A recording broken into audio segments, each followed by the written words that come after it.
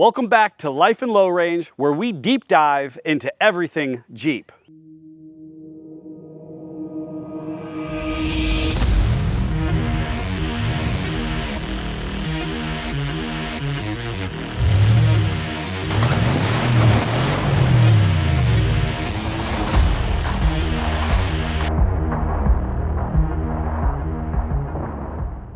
If you're planning to modify or build your Jeep, you found the right place. But let me ask you this. Do you know the common pitfalls that can turn your dream build into a nightmare? Well, today we're gonna save you from the headaches and the extra costs with our list of the top 5 mistakes when building your Jeep. Numero uno is having a solid plan. One of the things I think that sets us apart pretty well is endeavoring with a build sheet. And my own personal interest, I build your Jeep as if it was my Jeep, but to meet your needs. So the particular parts that I would use, the processes, and then we have these amazing guys who do the physical application exactly and actually better than I would do it myself. And so professionally, it works out spectacularly. You have to know what your end goal is going to be. Are you a overlander? Are you a person who loves mud?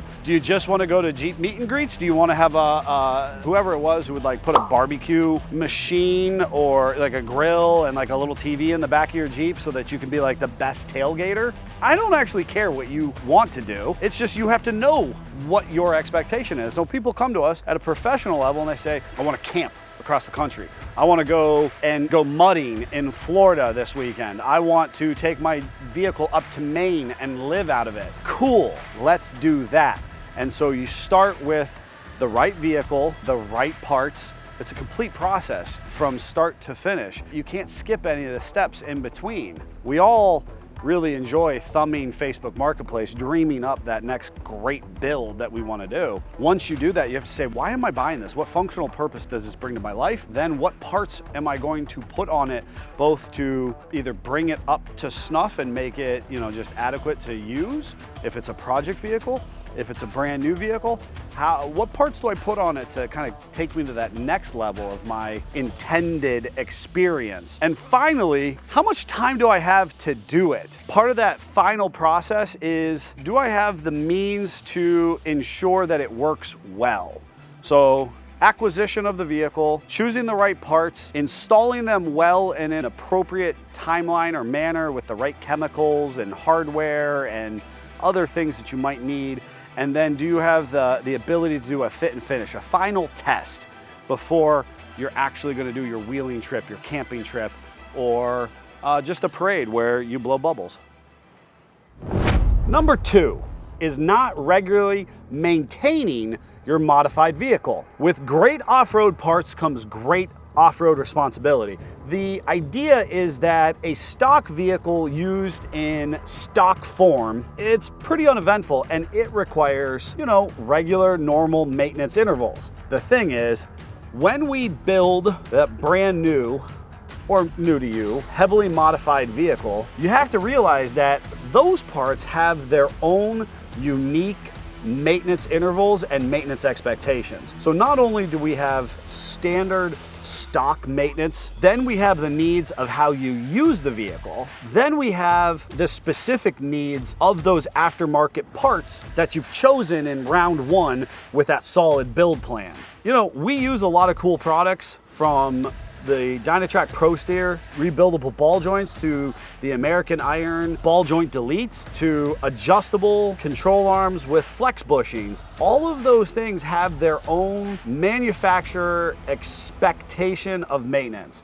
So whether it's just something as simple as grease, or with, say, the ball joint deletes, they expect you to assemble it with a thin layer of anti-seize or never-seize to ensure that they don't make noise, kind of their normal cycle of use. All of those parts have very specific regimens that you need to pay attention to. In that initial build plan that we did, yeah, you chose the right parts for how you were going to use the Jeep, but now that you did that, now that they're installed, now you got to follow through and maintain them, ensuring that they last for as long, if not longer, than the stock components were ever designed to do.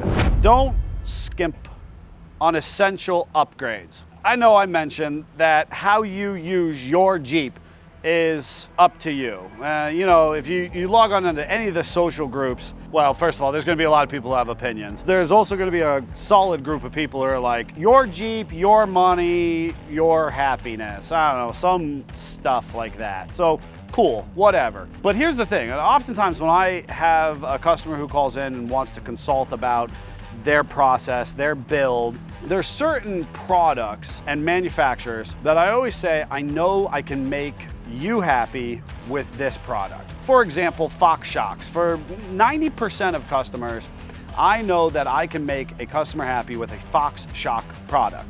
That's just something kind of simple. Now, that has a lot to do with how you're going to use the Jeep. If the Jeep is just going to be a lawn ornament and you're going to take it out every Friday night and run it down to the local meet and greet, you probably don't need a higher end shock from Fox. However, there are other options that Fox does offer that may meet your needs, but realistically, you might be okay with a manufacturer's house brand of a shock. The essential upgrades are going to be the things that help you run, stop, drive comfortably, safely, and efficiently. One of the biggest questions online is like, how many inches of lift do I need for blah tires? Okay, cool. An essential upgrade is a quality lift. That lift is going to provide appropriate space between the wheel wells and the tires. Essential upgrade. People will oftentimes skimp on the suspension to say, oh, I'm not going to be off-roading that much. I just want to get the height to clear for the tires. Valid. I was there once. I understand that. The challenge is if you skimp on a lift, then you're likely going to skimp on the steering. And realistically, you don't want to be a sailing ship floating down the road from double yellow to shoulder because you skimped on some of that build process. Steering upgrades, now I can actually fit and use the tires. Everybody gets excited. Tires and wheels, they provide immediate gratification. So you get excited about that.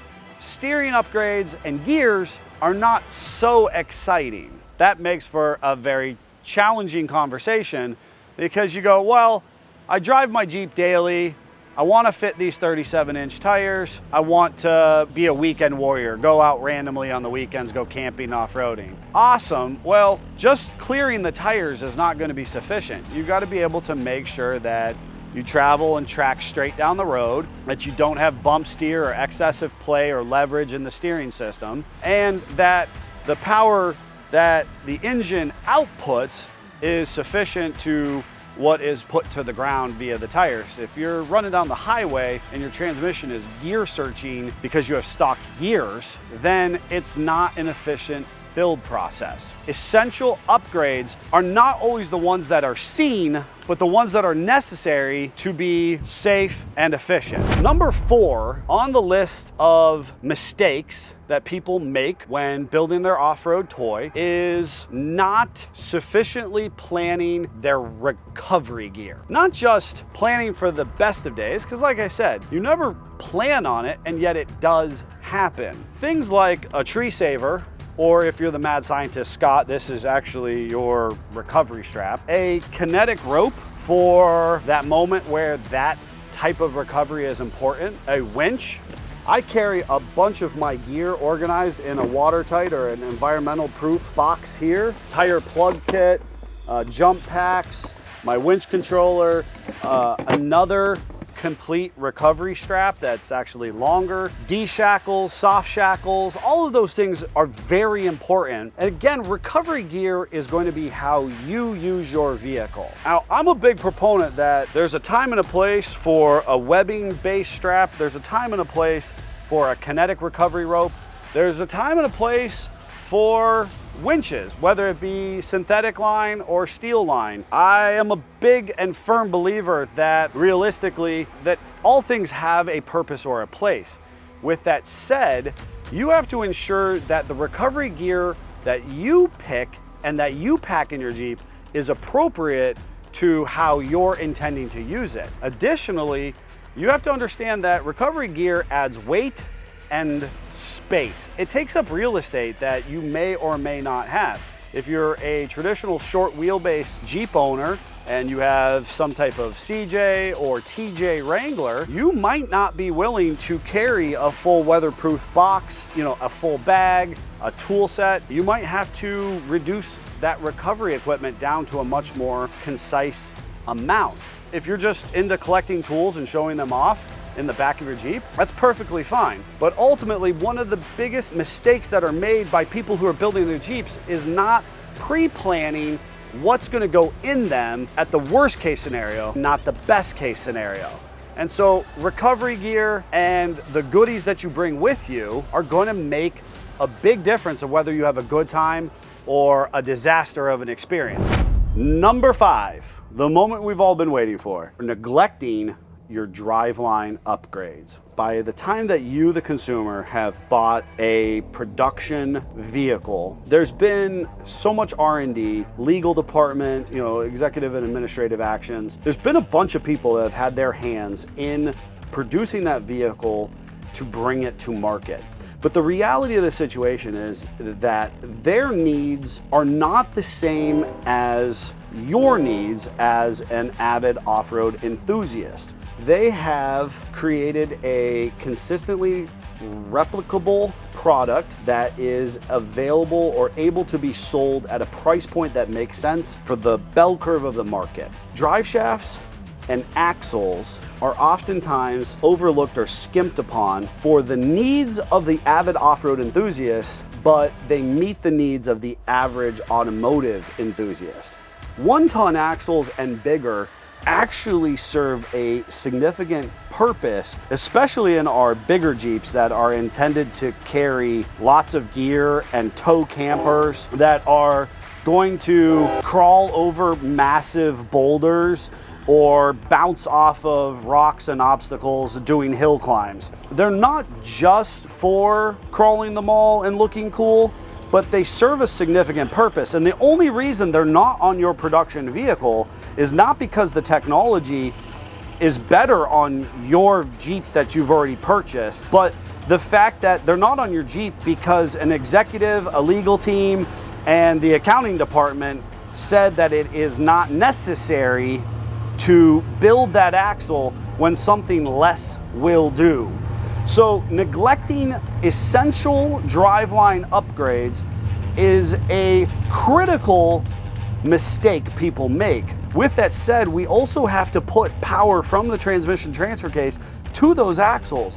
And so a quality aftermarket drive shaft has become critically important in the last 15 years, because starting with the 2007 Jeep JK, we went to a high-speed CV head and a very large, kind of an unusual looking drive shaft for anything the industry knew to that point. That drive shaft works really well. It balances well for highway travel.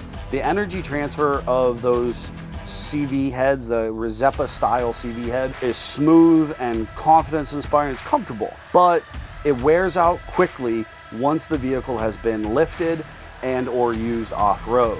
Underneath the vehicle is incredibly important, even though that's not something that brings that immediate gratification like tires and wheels. You really, really want to pay a lot of attention to how you're going to use that vehicle in that build process to say, I need to, instead of investing a ton of money into these Dana 30, Dana 44, whatever axles, I need to ensure I'm not spending good money over bad or bad money over good or whatever that phrase is. I want to make sure that if I'm going to buy a big set of these, that I'm going to spend that money and do it once. Not that I'm going to build a set of 44s and then a month, a year, 2 years later go, man, I wish I would have just got the big axles, right? Or the big drive shafts. It's not all about bigger is better. If you are building a more stripped down off-road rig, 44s are great axles. Honestly, starting with the JK, 30s are really good axles as well.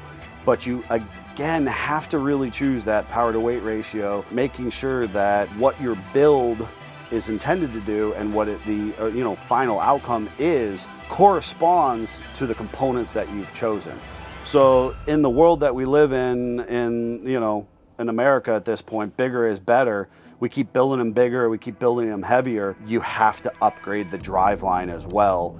And we want you to make a good cost-effective decision. So you really need to kind of have a big gut check conversation and be like, do I need to spring on tons early in my build so that later on I'm not wasting money when I've used up those 44s or I've used up that 30-44 combination, and instead I bought once and I cried once. Buy once, cry once, you know? Just do it right the first time. I hope that you found that worthwhile. I want to hear from you. I want to make sure that you take an opportunity, leave a comment down below. We read and respond to almost all the comments that come in on all of our videos. If you like this one, you're going to want to check out all of the videos that have led up to this. There's tons of tips and tricks that will help you in not just your Jeep experience, but off-road and overlanding and all things automotive. So check it out and let us know how we're doing. Don't forget to like and subscribe. We're really trying hard to grow this channel, and it is exploding because of folks at home like you. We love what we're doing. We love your involvement, and we appreciate you being part of this big off-road family that we have. Until next time, Jeep on.